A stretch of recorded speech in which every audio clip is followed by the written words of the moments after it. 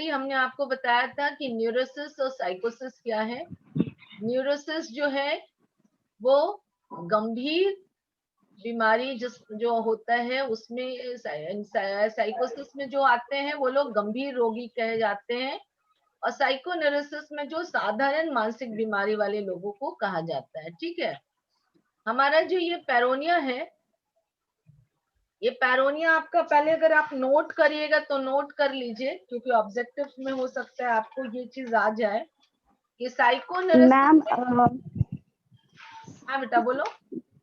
Ma'am कह रहे हैं ना कि 80% कंफर्म हो गया कि ऑब्जेक्टिव क्वेश्चन आ रहे हैं। ऑब्जेक्टिव आएगा, ठीक है बेटा, जी ठीक है। हाँ, तो इसीलिए बोल रहे हैं तुम लोग एक चीज नोट करो कि साइकोनेरोसिस में कौन कौन सा बीमारी है, तो उसको एक बार लिख लो तुम लोग कि साइकोनेरोसिस में तुम्हारा एंजाइटी न्यूरोसिस है पहला। आप लोग को होप करते हैं साइकोनेरोसिस और न्यूरोसिस का डिफरेंसेस बताए थे लास्ट क्लास में, तो सबको याद होगा, है ना। साइकोनेरोसिस में साधारण मानसिक बीमारियां आता है रोगी, और न्यूरोसिस में, साइकोसिस में गंभीर मानसिक बीमारी वाले लोगों को रखा जाता है। ठीक है ना। तो जो आपका जी साइकोनेरोसिस में जो आएगा वो है पहला एंजाइटी न्यूरोसिस। ऑब्जेक्टिव हो सकता है आ जाए आपको कि एंजाइटी न्यूरोसिस साइकोसिस में है या साइकोनेरोसिस में है। ठीक है ना। तो साइकोनेरोसिस में क्या हो गया, आपका जो बीमारी है वो है एंजाइटी न्यूरोसिस, लिख लो। दूसरा है आपका न्यूरोस्थेनिया,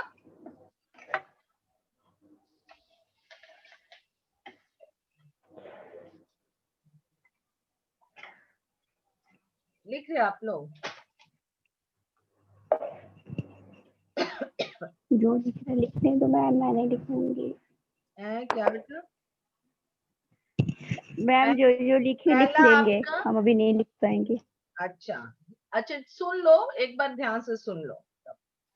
साइकोन्यूरोसिस में आपका एंजाइटी न्यूरोसिस आता है, न्यूरोस्थेनिया है, हिस्टीरिया, कन्वर्शन एंड डिसोसिएटिव है, ऑब्सेसिव कंपल्सिव न्यूरोसिस है, और न्यूरोटिक डिप्रेशन है। ठीक है। साइकोसिस में आपका आएगा सिजोफ्रेनिया, पेरोनिया। ठीक है, आप सुन रहे हो आप लोग अच्छे से? Yes ma'am. आवाज आ रही है ना? चलो, मैनिक डिप्रेसिव साइकोसिस है। ठीक है, सिजोफ्रेनिया, पेरोनिया और मैनिक डिप्रेसिव साइकोसिस है। तो आज हम आप लोग को पढ़ा रहे हैं पेरोनिया, जो कि किस में आता है, अभी आपको बताएं, याद है किस में बताया आपको? पेरोनिया किस में आता है, साइकोनेरोसिस में आता है या साइकोसिस में आता है? अभी तुरंत बताए हैं। हाँ बोलो, शंकर बोलो, सब लोग बोलो। सुमन पहले आप बताओ किस में आता है पेरोनिया, किस में आता है? साइको। अच्छा, शंकर आप बताओ किसमें आता है पेरोनिया? कंफ्यूज है मैम। कंफ्यूज है। फरा आप बताओ बेटा। कंफ्यूज है। अच्छा कोई बात नहीं, फरा आप। एक मिनट। Yes ma'am. हाँ फरा बताओ बेटा। आज फरा, यस मैम। फरा क्या पहनी है? ड्रेस पहना मैम। अच्छा, साइकोस क्या, पेरोनिया किस में आता है बेटा? साइकोसिस क्या में। बोल, क्वेश्चंस क्या था मैम? हम कह रहे हैं कि आज हम पेरोनिया पढ़ा रहे हैं, स्थिर व्यामोह पढ़ा रहे हैं। ये किस वर्ग में साइकोसिस में आता है या साइकोनेरोसिस में आता है? साइकोसिस से माना चाहिए मैम। साइकोसिस। साइकोसिस में जो बीमारियां आती हैं वो कैसी बीमारी होती है, गंभीर होता है या साधारण बीमारी हो जाता है? साधारण। साइकोसिस में गंभीर आता है ना बेटा। ओ तुम सॉरी, लोग हाँ को एक ट्रिक भी बताए थे कि साइकोन्यूरोसिस न लग रहा है तो समझना ना कि गंभीर नहीं। खाने पे ना लगा हुआ तो साधारण बीमारी। हाँ, ना वो एक ट्रिक भी बताए थे ना कि इससे याद रखना तुम लोग।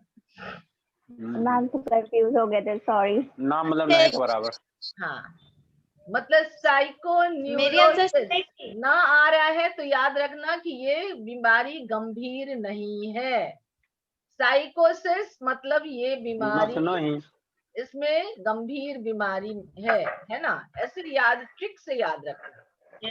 अब देखो स्थिर व्यामों, मेरी आंसर सही थी। सबसे पहले आप लोग को, मैम हाँ कौन, आरफी बोलो बेटा, आरफी कुछ मैम। बोलना चाह रही हो? हाँ बोलो बेटा बोलो। मैम सुमन कुछ बोल रही है। हाँ सुमन बोलो। मेरी आंसर सही थी क्या? मेरी हाँ। आंसर सही थी। हाँ हाँ सुमन तुम्हारी सही थी, तुम्हारी सही थी। मेरी भी सही थी। हाँ हाँ चलो गलत। सबकी सही थी।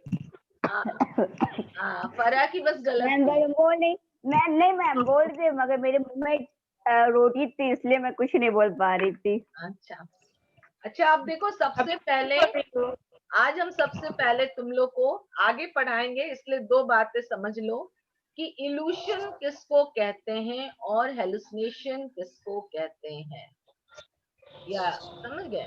इल्यूशन में क्या होता है? भ्रम, जहाँ पे कोई उद्दीपन रहता है और उसको हम गलत समझ लेते हैं, जैसे रस्सी को सांप समझ लेना, ये हमारा इल्यूशन है, क्योंकि यहाँ पे कोई उद्दीपन उपस्थित था, उसको भले ही हम गलत समझ लिए, है ना।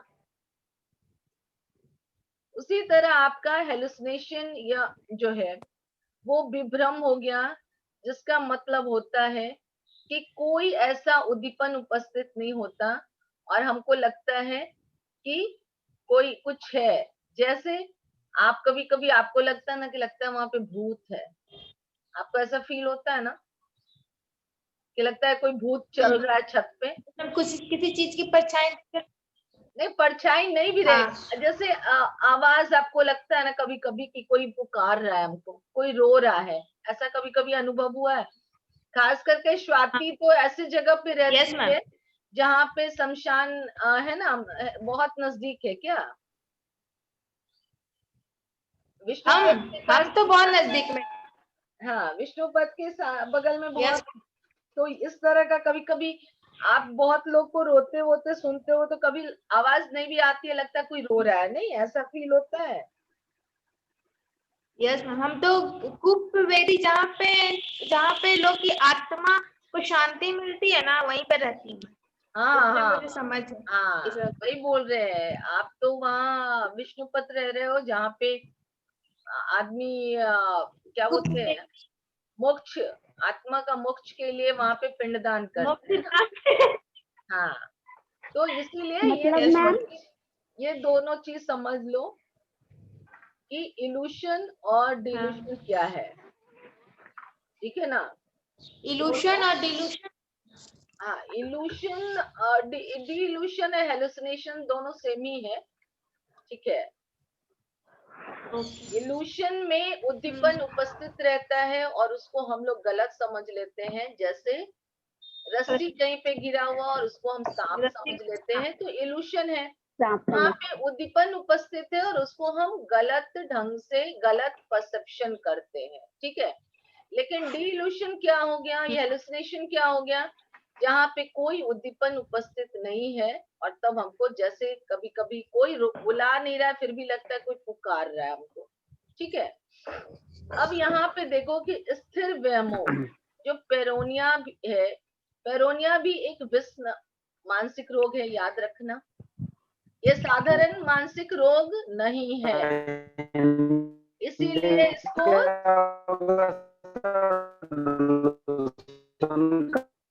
शंकर आपकी आवाज सही से नहीं आ रही है बेटा, उसको थोड़ा ऑडियो सही कर लो आप, है ना, आप ऑडियो अपनी सही कर लो।